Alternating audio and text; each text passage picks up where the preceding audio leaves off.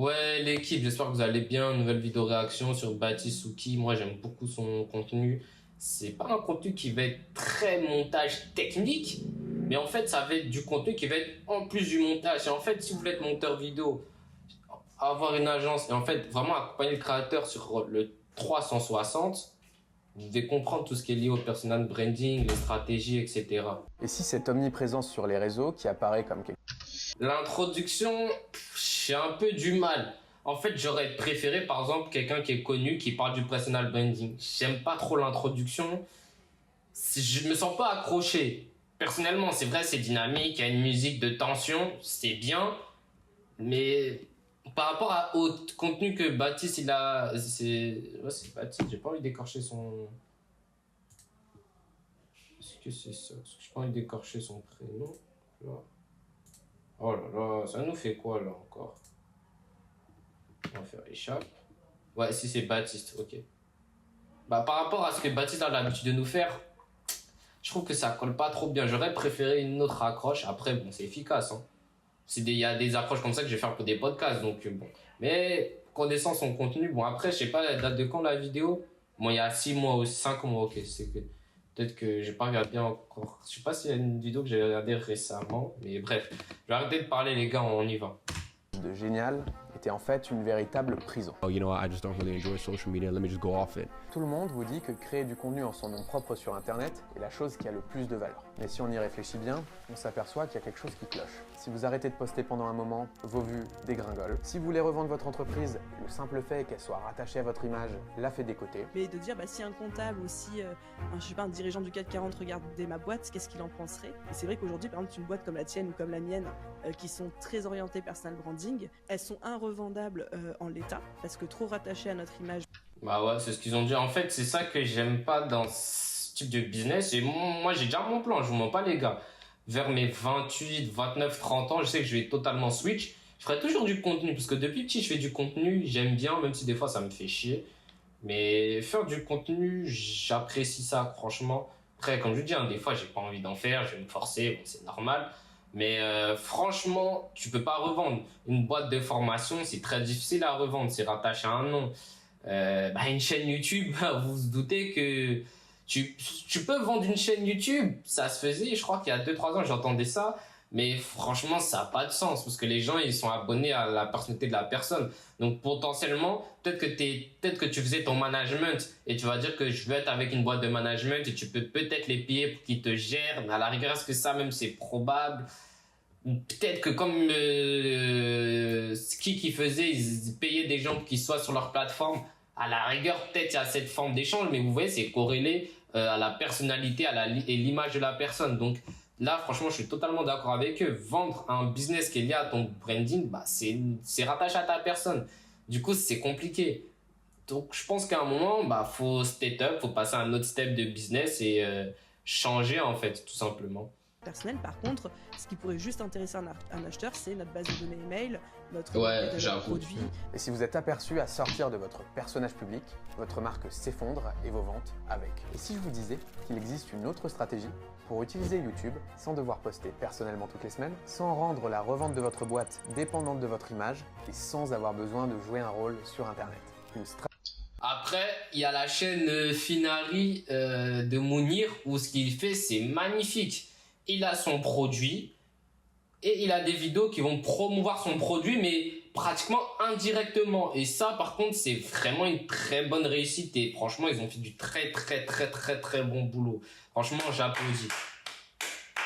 Ils ont fait vraiment du très bon boulot. Et peut-être que c'est de cette manière qu'il va parler. Mais pour moi, c'est une bonne manière. Comme Doug Compta, qui est pas forcément corrélé directement à l'image de ce comptable. Mais en fait, ils vont faire des vidéos, mais ils vont vraiment essayer de mettre en valeur directement ou indirectement leurs produits, en fait, tout simplement. Stratégie qui a été utilisée avec brio par des entreprises comme Finari ou ClickFunnels pour se valoriser de manière démentielle sans se reposer sur l'image de leur CEO. Alors dans cette vidéo, on va voir comment utiliser YouTube de manière durable pour valoriser votre entreprise sans personal branding. Après, Finari, ça marche bien, mais quand même, attention. Parce que je pense que les vidéos, il n'y a pas à Mounir. Je crois qu'ils ont fait sur une des vidéos, mais j'ai pas vu les scores, j'ai pas fait attention. faut faire quand même attention. Pourquoi je dis ça? C'est simple. Les gens ils vont s'habituer au visage. Si c'est une autre personne qui fait les vidéos, je suis pas sûr que ça marche aussi bien. Mais quand même, ça sera beaucoup plus facile de revendre, par exemple, la boîte Finari que je sais pas la boîte de formation de Yomi. C'est un exemple que je vous donne. Quand même, donc c'est quand même un bon exemple. Mais à faire attention. Il y a 3 niveaux pour développer l'image de sa boîte sur YouTube. Chaque niveau vous demandera plus de compétences que le précédent, mais aura aussi beaucoup plus de potentiel. Et à la fin de cette vidéo, on comparera ces stratégies aux stratégies classiques de personal branding pour que vous sachiez exactement quoi choisir pour votre projet. Le premier niveau, ça va être le niveau vraiment débutant. Il va consister à poster sur YouTube des vidéos à propos de votre produit, de vos offres, de vos services. Et en fait, finalement, votre chaîne YouTube, ça va devenir une espèce de Google Drive de ressources que pourront utiliser vos sales où il y aura tous vos supports marketing. Ce ne sera pas incroyable, mais ça aura le mérite de créer une espèce de vitrine qui servira toujours pour la réassurance. C'est d'ailleurs exactement ce qu'avait fait la boîte Finari à ses débuts. L'avantage, c'est que ça vous demandera très peu d'efforts à mettre en place et que ça aura le mérite de vous mettre en action dans la démarche de développer votre chaîne YouTube. Mais l'inconvénient, c'est que ça fera très peu de vues parce que vos vidéos ne matcheront aucune intention de recherche. Et donc, c'est une stratégie qui peut être un peu trop nombriliste. Alors, il sera temps de passer au second niveau. Faire des vidéos intentionnellement pensées pour YouTube. Le deuxième niveau, intermédiaire, il va consister à se baser sur une stratégie de SEO. Créer des vidéos qui correspondent à une intention de recherche, à des mots-clés que tapent les utilisateurs qui se renseignent sur vos sujets. C'est par exemple ce que fait la chaîne Dougs avec des tutoriels applicables sur la comptabilité, quelle structure choisir, comment embaucher. Les gars, vous voyez, hein, tous les noms que je vous dis, c'est les noms qui ressortent. C'est qu'il y a un moment, là je vais faire ma publicité, mais il y a un moment, les gars, quand vous voyez à chaque vidéo, j'anticipe. On peut quand même penser que ce que je vous raconte, je dis pas des bêtises. Son salarié, etc. Ou ce que fait Legal Place avec des vidéos tutoriels sur le juridique. L'avantage de cette stratégie, c'est qu'elle va vous permettre de capitaliser sur des requêtes avec du volume de recherche et surtout d'avoir du trafic chaud puisqu'il est intentionnel. Les gens qui ont tapé ça sur YouTube sont déjà dans une démarche de passage à l'action. Donc ils sont déjà relativement près de la décision d'achat. En revanche, les limites de cette stratégie, c'est que vous allez faire des vidéos qui sont relativement substituables. D'un tuto à l'autre, d'une chaîne à l'autre, finalement c'est un petit peu de la commodité.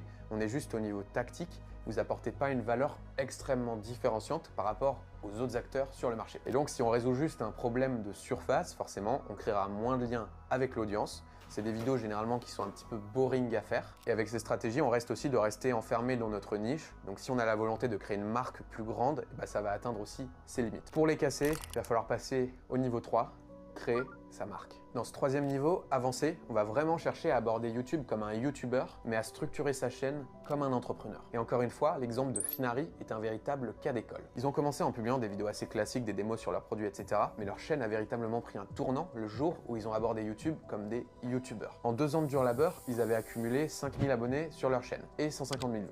Mais tout s'apprêtait à changer en 2023. Commencent par lancer un format où ils analysent le patrimoine financier de célébrités. Et à partir de là, c'est l'autoroute. Ils commencent à gagner 2 à 3 000 abonnés tous les mois. 1 an plus tard, la chaîne comptabilise 160 000 abonnés. Mais ça s'arrête pas là. Toujours dans une logique de youtubeur, ils lancent un format où ils vont faire des analyses de sujets mainstream liés au monde de la finance. Comme l'étude de l'ascension des milliardaires français avec Bernard Arnault, Xavier Niel et des... Après ça, ce sont des vidéos qui sont bien pour attirer le grand public, mais c'est pas avec ce genre de vidéos qu'ils feront le plus d'argent. Là, ils feront le plus d'argent, ça va être les vidéos d'analyse de patrimoine.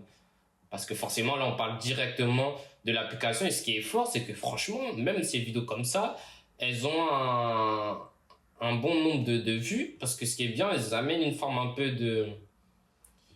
d'exotisme en faisant une vidéo d'analyse d'un joueur de foot. Bon, on aimerait bien savoir ce qu'un joueur de foot il a dans son patrimoine, comment il gère son argent. Il y a cette petite curiosité. C'est pas juste par exemple, ouais, les gars, regardez comment cet outil fonctionne. Non. Il ramène une petite touche d'exotisme, ah ouais, mais qu'est-ce qui va se passer? Qu'est-ce qu'il fait lui pour gérer son argent?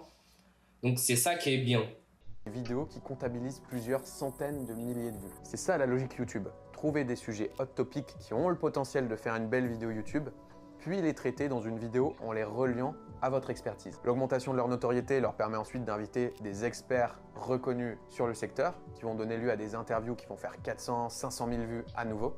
Et ce qui est fort en amenant des experts dans leur domaine, en l'occurrence là le monde de la finance, ils vont voir une marque d'autorité. Quand j'ai marque d'autorité, ils vont se dire ah ok, donc Mounir il a invité telle personne, ça veut dire que ok, il s'y connaît en finance, c'est une application, elle est fiable, alors que forcément potentiellement, rien à voir.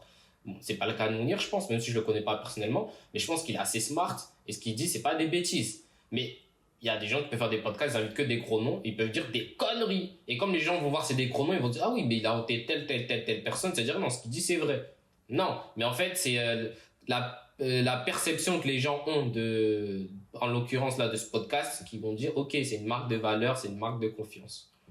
Comme BFM Business, on dit ok, c'est le mec qui est passé sur BFM Business qui dit ça peut être bien. Alors que BFM Business, tu peux pas payer pour passer et dire de la merde et que ton produit soit éclaté. Donc, c'est la perception que les gens ils ont tout en fait. C'est un format qui demande moins de travail et qui performe à partir du moment où l'invité est connu. Au final, en un an, ils sont passés de 5 000 à 160 000 abonnés. Ils ont fait plus de 10 millions de vues. Et aujourd'hui, ils s'approchent tranquillement des 200 000 abonnés. Et la beauté de cette stratégie, c'est qu'elle peut être partiellement déléguée. Par exemple, quand Finaris sort une vidéo d'analyse de Bernard Arnault, ils ont une équipe derrière qui a fait tout le travail de documentation. De la même manière que quand Micode sort une vidéo sur sa chaîne YouTube, en fait, il y a du monde qui a travaillé derrière pour écrire la vidéo. Cette stratégie, elle fait sens pour les grandes boîtes qui vendent un produit pas cher à beaucoup de personnes et pour qui ça fait sens d'aller chercher une audience aussi grande. Mais pour les entrepreneurs qui veulent une petite audience très qualifiée avec un réel lien de confiance et qui ont des produits à vendre à 3, 5, 10, 15 000 euros, cette stratégie risque d'être insuffisante en termes de création de confiance. Et donc, il faudra aller plus loin dans la valeur apportée à l'audience. Vous ne pourrez pas forcément faire écrire les vidéos mot pour mot par quelqu'un à votre place. Et l'enjeu, ce sera plutôt d'avoir une stratégie qui touche peut-être moins de monde, qui s'appuie vraiment sur votre expertise, sur vos preuves de légitimité, qui va très fort sur la valeur que vous amenez et puis qui permet aussi de mettre en avant votre personnalité pour que les gens connectent à la personne que vous êtes. D'ailleurs, si vous êtes entrepreneur, que vous voulez développer votre chaîne YouTube mais que vous êtes un peu perdu sur la stratégie à mettre en place, j'ai enregistré une vidéo offerte qui présente le système YouTube qu'on met en place chez nos clients pour leur permettre d'avoir 3, 5, 10 nouveaux clients tous les mois grâce à leur chaîne YouTube sans y passer plus d'une demi-journée par semaine. Vous pouvez mettre votre mail sur le lien en description, vous la recevrez tout de suite. Maintenant, il est temps de faire le point entre les stratégies de corporate branding dont on a parlé aujourd'hui et les stratégies classiques de personal branding. Dans quel cas faire une corporate brand? Créer une chaîne YouTube d'entreprise fait sens. Corporate brand, bon, c'est jamais une marque d'entreprise. Si vous êtes dans la logique de créer un asset qui valorisera votre... Asset, actif, je vais vous faire la traduction. Vas-y, j'arrête de vous casser les couilles. Dans l'idée d'une potentielle revente plus tard. Ça fait aussi sens si vous vendez de la commodité, du software, du produit pas cher. Parce que vous allez pouvoir taper une audience large, même si ça reste un peu impersonnel. Il faudra être OK avec le fait que ça va demander du temps, parce que c'est toujours plus long de créer de l'attachement envers une marque qu'envers une personne. En résumé, ce sera sans doute plus dur à créer qu'une personal brand, mais également plus facile à valoriser et à déléguer. De l'autre côté, vous pouvez créer une chaîne en votre nom propre, donc une personal brand. Ce sera particulièrement pertinent si vous voulez créer un lien plus fort, démontrer votre expertise personnelle et vendre de la valeur, des produits plus chers à moins de gens. Ça vous permettra également de construire une image autour de votre nom qui vous suivra même si vous changez de projet plus tard. Et enfin, ça vous permettra aussi d'avoir plus de reconnaissance personnelle, d'être invité sur des podcasts, d'être invité à devenir speaker et donc d'améliorer votre réputation de manière beaucoup plus rapide. En résumé, en fait, je pense qu'en premier lieu, si on aurait la possibilité de choisir, ce serait mieux de faire un personal brand parce que c'est plus simple à faire qu'une corporate brand. Ça prend moins de temps, c'est plus facile à faire. Entre guillemets, rien n'est facile dans la vie, mais vous voyez ce que je veux dire. Et après, quand vous avez un projet d'entreprise que vous voulez réaliser, et pour moi, un entrepreneur veut toujours aller plus loin, et à un moment, tu peux pas dormir sur un truc qui est forcément lié à toi parce que tu seras obligé tout le temps d'être là, en fait. Faut que tu fasses un business qui n'est pas corrélé avec ton image. Et à partir de ce moment-là, vous pouvez aller sur une corporate brand. Moi, c'est ce que je compte faire et c'est ce que je pense être la bonne idée. ce sera peut-être plus facile à créer, mais aussi plus difficile à céder. On a l'exemple de Théophile Hélier qui avait revendu sa chaîne YouTube. Et forcément, ça a beaucoup moins de valeur qu'une chaîne corporate, puisque dès qu'il part de la chaîne a tendance à s'effondrer. Donc là, on est plutôt dans une logique d'entrepreneur ou de créateur. Mais une fois que vous aurez fait votre choix, vous n'aurez fait que la moitié du chemin. Comment trouver vos formats phares? De quel sujet parler? Et quelle stratégie adopter? C'est les questions auxquelles vous allez devoir répondre pour créer une marque légendaire sur YouTube. Et ça commence ici. Très bonne vidéo comme d'habitude, hein. Franchement, j'aime beaucoup les conseils, des conseils toujours très pertinents. J'aime beaucoup la chaîne. Il y a pas mal de gens que j'ai envie de rencontrer, mais je vais faire mon bout de chemin. Je vais créer mon audience, mon identité, les gens qui me suivent. J'espère que ce sera des gens qui ont la même mentalité que moi. Moi, je veux des gens qui sont affamés, gros, on a faim. Puis de toute façon, je pense que j'ai rencontré ça, j'en ai aucun doute. Et puis on pourra discuter de tout ce qu'il y a à faire, même aller au States, voir comment ça se passe là-bas. De toute façon, j'ai aucun doute sur ça. faut juste continuer à charbonner. Les gars, comme je dis, on enchaîne. On se dit pour une prochaine vidéo, l'équipe.